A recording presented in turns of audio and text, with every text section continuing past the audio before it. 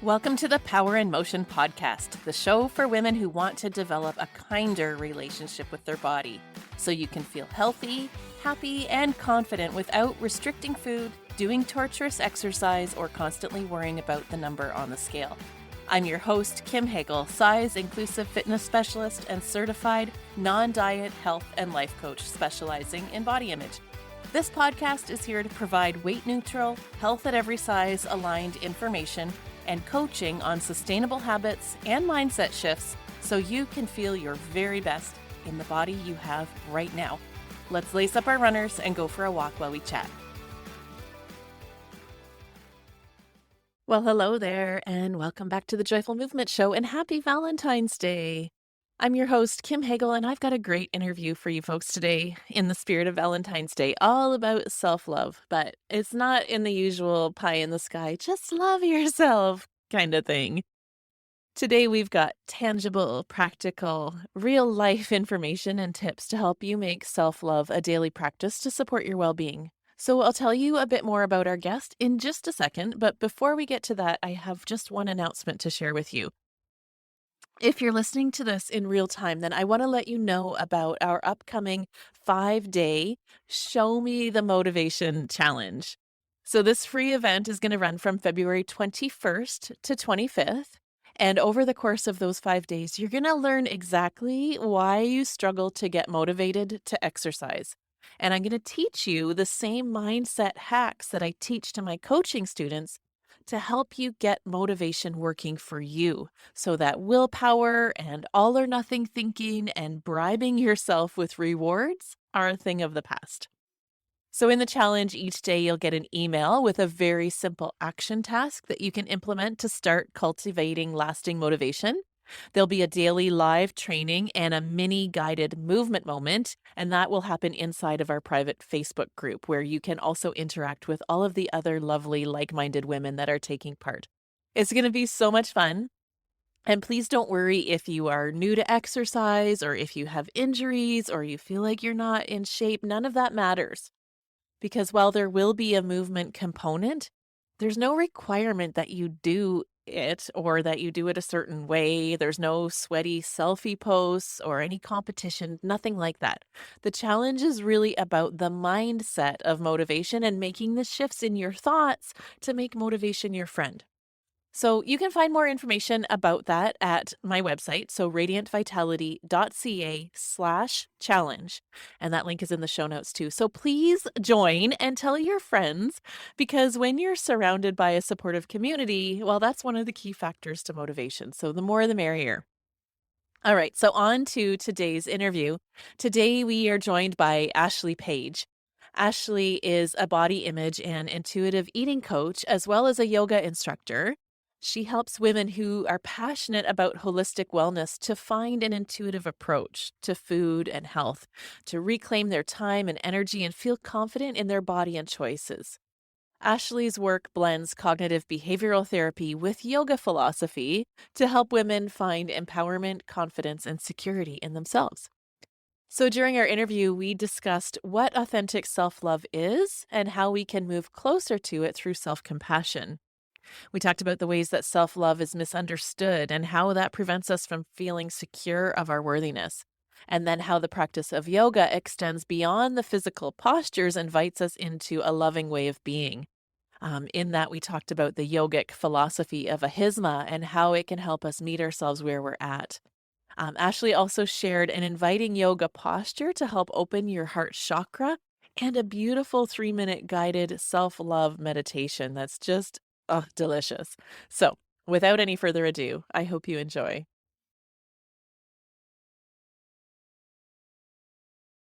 Well, Ashley Paige, welcome to the Joyful Movement Show. I'm so excited to have you here with us today. Thank you so much for having me. It's really an honor to be here. Well, the honor is all mine. And this episode is airing on Valentine's Day, which is a day that can have a lot of meaning and emotion attached to it for people. And you and I were chatting earlier about self-love and a lot of the misconceptions and stuff around that. But I thought that would be a really fitting conversation to have here on the podcast today on Valentine's Day because I don't know about you or for those who are listening, but I feel like self-love is this buzz phrase that's really thrown around. Like, just love yourself and it'll solve all your problems. But, I don't know if you've ever tried that, but it's not as easy as just flicking a switch. And it can feel like self-love is this pie in the sky thing that's just so inaccessible. So that's what I'm looking forward to unpacking with you today and all the insights and perspectives you bring on that topic as both a yoga instructor, but also a coach who uses the tools from CBT. So why don't we start there? Because that is not something that we see every day. So can you tell my listeners a little about your journey, both as an individual and a business owner, and how these two modalities collided for you? Okay, yeah. So I started practicing yoga in 2010, so almost 12 years ago. Hmm. And the start of my practice, I was really motivated by the physical and cared nothing about the spiritual, which is funny because now it's kind of come full circle and totally the reverse. Um, I use my yoga practice as a way for my inner critic to thrive and really expected perfection and kind of just spiraled in that. And then I reached a point where I finally heard a podcast, Christy Harrison's Food Psych, and I was listening to her interview people who talked about their history with disordered eating, and I was like, oh, that's me. Mm-hmm. And I signed up for the mentorship with Stephanie Dozier, where you and I met, and I really loved her approach with cognitive behavioral therapy, which taught how our thoughts are what create our reality. So the way that we think creates emotions or feelings in our body, and then we act and behave based off of those thoughts and feelings. And it really resonated with me more than anything I had ever tried before. I think it's an amazing way of noticing our patterns and the things that are keeping us stuck. And the way that yoga complements it I think just gave me this permission to be myself, be as I am, and just be in the present, really, which I'd heard a lot in yoga, but wasn't really living it. Mm. That's really powerful. It's interesting to me that you talk about how yoga gave your inner critic a vehicle to express itself, and I can absolutely relate to that myself. It's confession time here too. I feel so validated as you say that because when I first started yoga, that was what it was all about too. Like get every pose perfect and like striving and that whole like be in the moment, be present, like honor what is. I was like, no thanks. I'm here to get it done. So Yeah. glad to know I was not alone. Yeah. I remember the first class that I attended where it was more of a restorative, and I didn't know when I read the class description, and I was angry. I thought about leaving midway through the class because I was like, I'm not getting anything out of this. Yeah.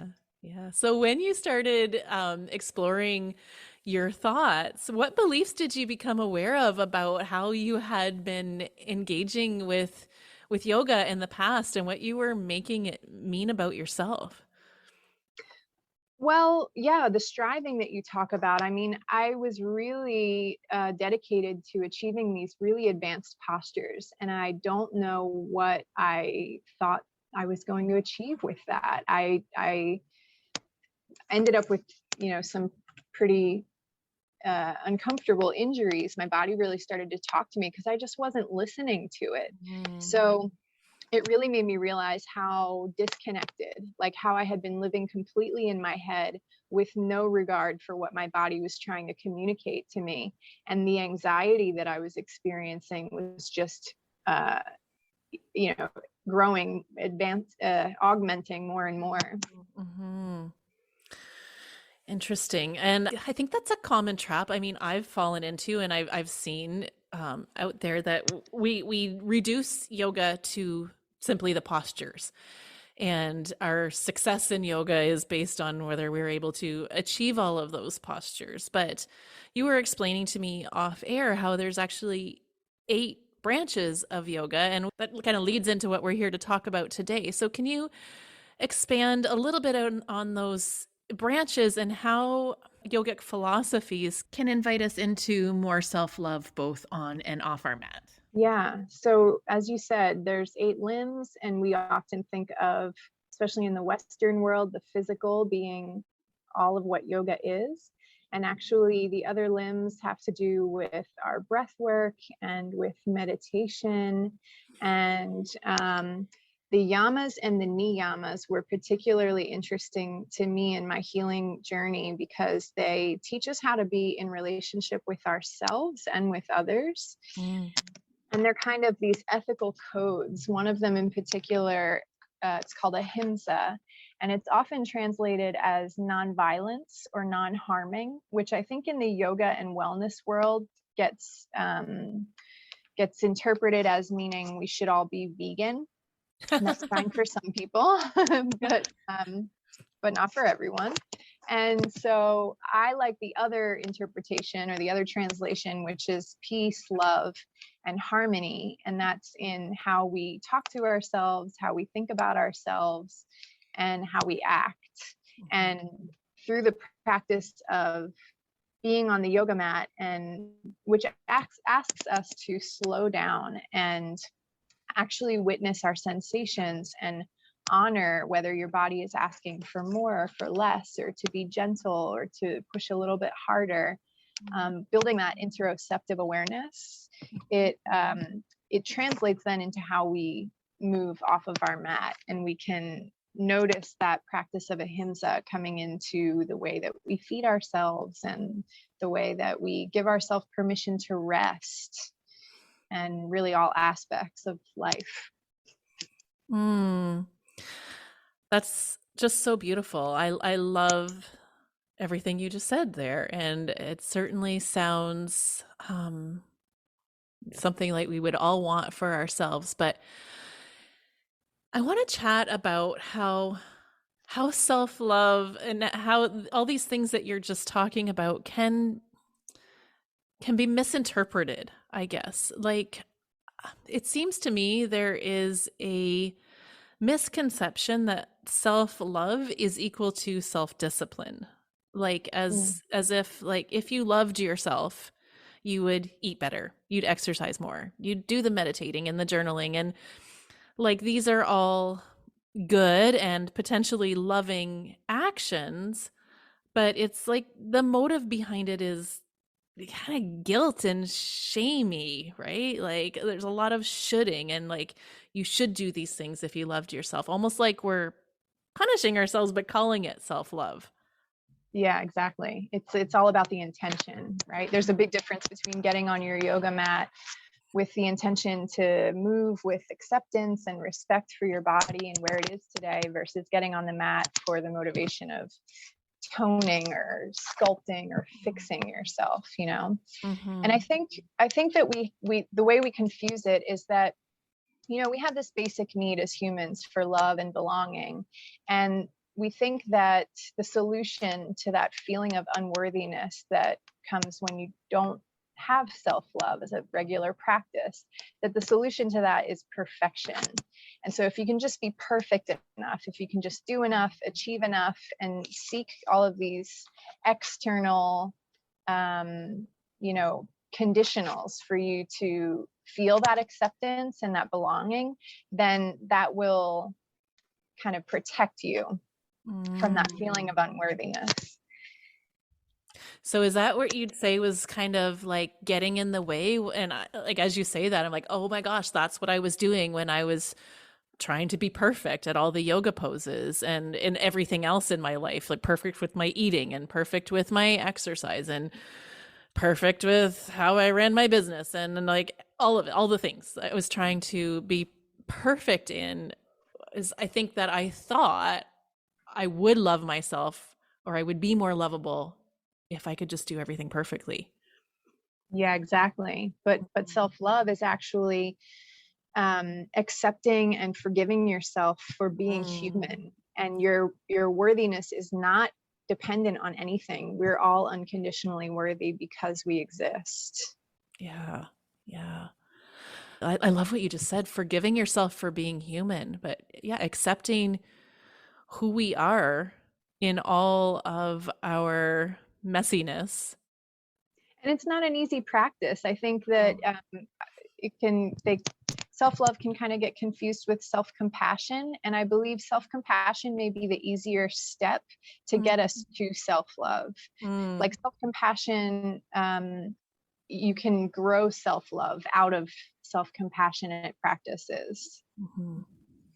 Yeah. Can you give us some strategies on or what self compassion practices might look like and how that can be the gateway in towards self love?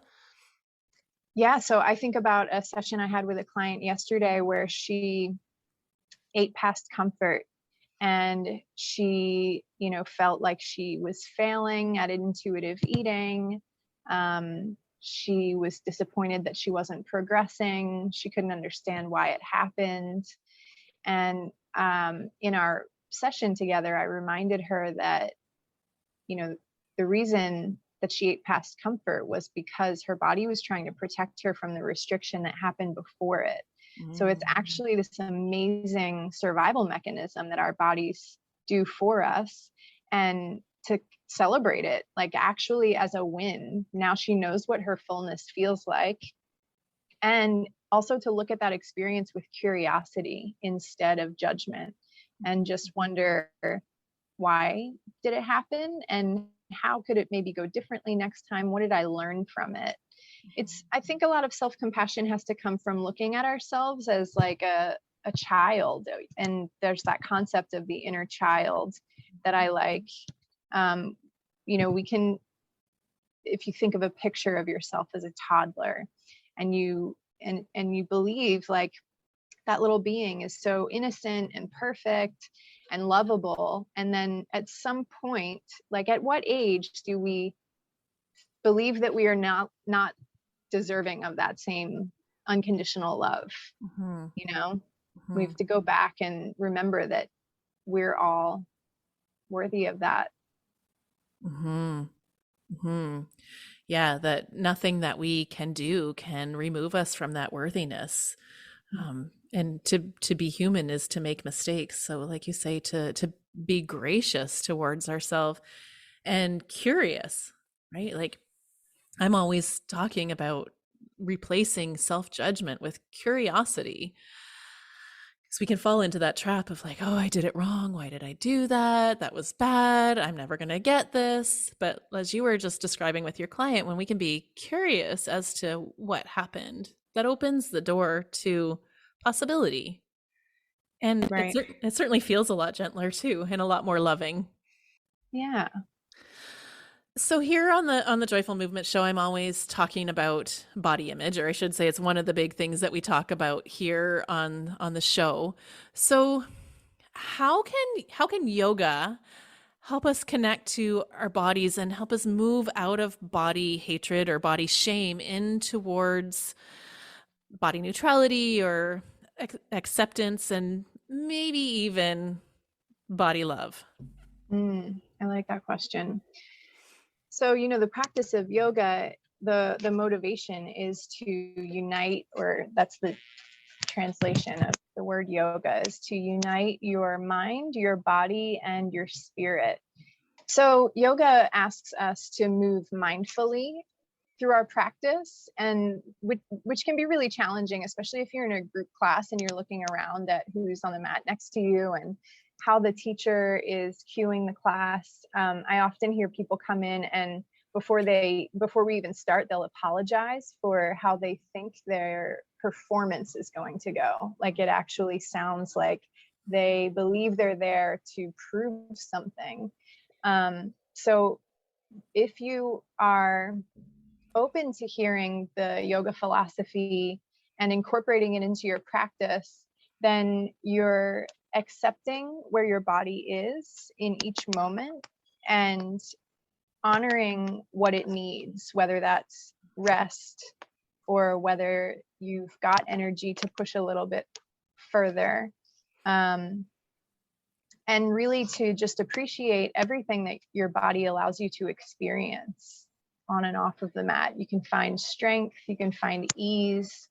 And I'm prompted to ask if that's where the thought work and the CBT tools can really help augment what you're doing on the mat. Because when I hear that, I think back to myself, many years ago, and the thought of meeting myself where I'm at and honoring my body and accepting what is, that would have been really hard for me to get around because I didn't accept my body, and I didn't have unconditional self-acceptance at that time. So it wasn't until I learned to reframe my thoughts and dig into those limiting beliefs that I've been able to think about how I move and how I express myself in yoga in a different way.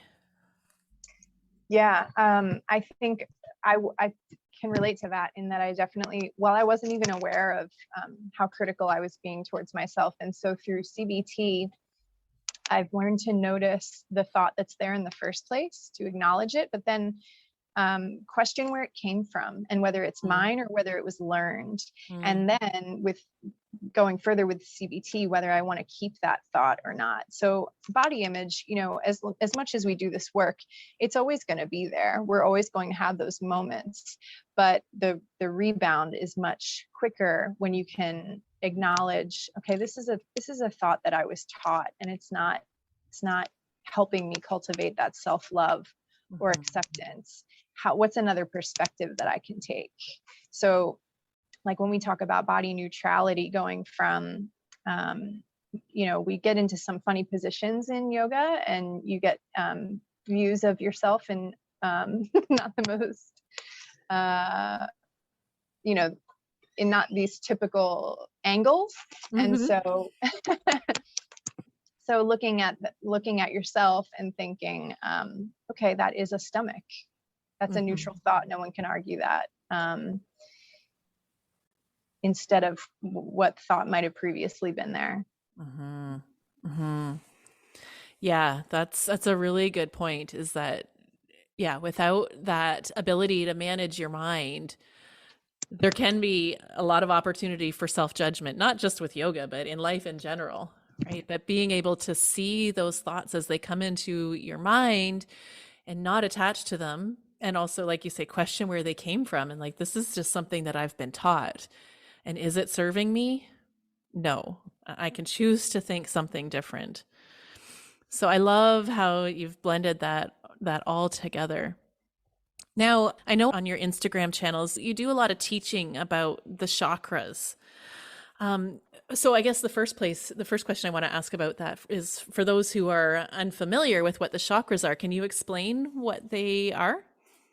Yeah. So in Sanskrit, the word chakra is wheel. So we can think of them as these circular energy centers throughout our body. We have 7 of them, and they start at the base of the spine and go up to the crown of your head.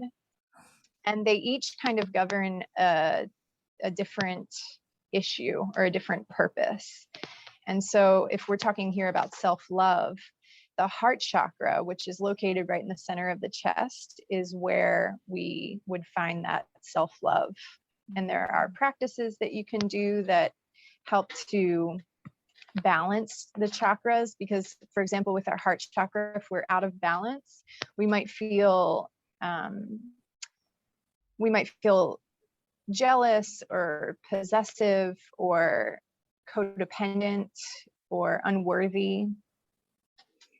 And so when we balance that chakra, it gives us a sense of self-acceptance and compassion, and we know that we have a right to be loved and to love.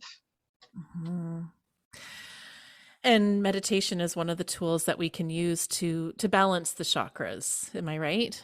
Sure, yeah. Do you have other suggestions for balancing the chakras too? In the heart chakra, one in particular that I love is just to lie down on my yoga mat with a block, or if you don't have a block, like a stack of books, and place it right under that center of your chest. So just beneath your shoulder blades. And it will have it so that when you lie back and your head comes down onto the floor, your heart is elevated and you can spread your arms out to the sides, have your palms facing the sky so that your shoulders straight back, and you just get this nice opening through that space, and you can focus on your breath as it travels in and out of that space. That sounds lovely. I want to Yeah, do really that right nice. now. Yeah, when we've been sitting at a desk for a long period of time, or just in general holding poor posture throughout the day, it's a really nice one. Yeah, yeah. And as you're saying that, like, not only does it open the heart chakra, but I'm seeing that as a beautiful way to show yourself some self-love and tenderness by, correcting our posture, like you say, from sitting at our desk all day. That's a loving thing to do, to care for your body for all the things that it does for us all day long. Yeah, and the posture can be quite emotional, because Mm. we are so often closed off in that space. So if you try it out, just know that anything that comes up, you just let it be, and that there is kind of a surrendering that needs to happen in order for us to be open to self-love. Because if we get on the mat and we're like forcing it, like willing our way through, like, I love Mhm. myself, I love myself. Mhm. um it's more of a surrender that needs to happen. We have to be ready to receive. Mm. Mhm. And you prepared a mindfulness meditation to help our listeners open up to that and be willing to receive. Would this be a good time to move into that? Yeah, it's the meditation from Anne Safi Biasetti's book called Befriending Your Body. I incorporate it a lot with my coaching program. Mm. So if we want to Yeah. go ahead and Yeah, let's do that. So I'll just give the safety warning first. So if you're driving or you're not able to be still and close your eyes right now, don't do this. Pause the recording and you can come back to this at a time when you can be still and be in your body and focus. But for those of you who are in that place right now, then I just invite you to be still and close your eyes, and Ashley will lead us through this beautiful practice. so start by taking a comfortable seat, and then close your eyes and take a few cleansing breaths in and clearing breaths out. You can inhale through your nose if that's comfortable, and exhale through your mouth.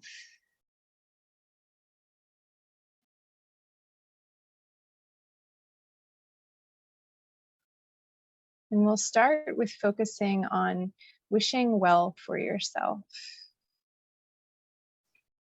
May I learn to keep myself safe and protected in my body and mind. May I learn to keep my body and mind healthy and strong. May I accept that suffering is part of life and comes and goes. May I give myself permission each day to create some peace and ease. May I trust in knowing that self-love grows from continued self-compassion. May I trust in knowing that I am and have always been whole.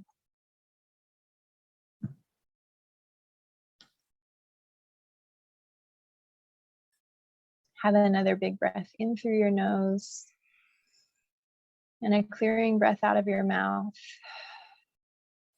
And as you're ready, you can let your eyes gently open. And there we have it. Mm. I love that. And that last line, may I trust that I am and have always been whole. That's beautiful. Well, Ashley, this has been a really refreshing conversation. I really love your perspective on self-love and how we can begin to cultivate that for ourselves in a really authentic way. Is there anything else that's pressing on your heart that you wanted to share with our listeners today? Not that I can think of. Okay. Well, for those who want to stay in touch with you after this episode, can you share with our listeners how they can find you? Sure. I'm on Instagram mostly at Ashley Paige Coaching. And I've also got a website, ashleypaigecoaching.com. And I have a yoga series for body image there. There's a tab at the top of my site that you can check out. Beautiful. Well, everyone, please go on over to Ashley's website and download that very valuable resource. Ashley, thank you so much for being on the show today. This has been a really nice conversation, and I appreciate you taking the time to share your gifts with us. I appreciate you having me. Thank you so much. Well, friend, from both Ashley and I want to thank you for being here today. All of Ashley's resources are linked up in the show notes, as well as information about the Show Me the Motivation Challenge. So I will see you back here next Monday. And in the meantime, you can follow Ashley and follow myself on our social channels. The links are in the show notes. So be well, friends, and here's to your radiant vitality. Thanks for tuning into the Power in Motion podcast today. If you love what you're learning here, then I invite you to take the next step of embodying these concepts into your own life so that you can live your healthiest, happiest life and never again feel held back by your body. Coaching is the fastest, most efficient pathway to taking what you know in your head to actually applying it and seeing results.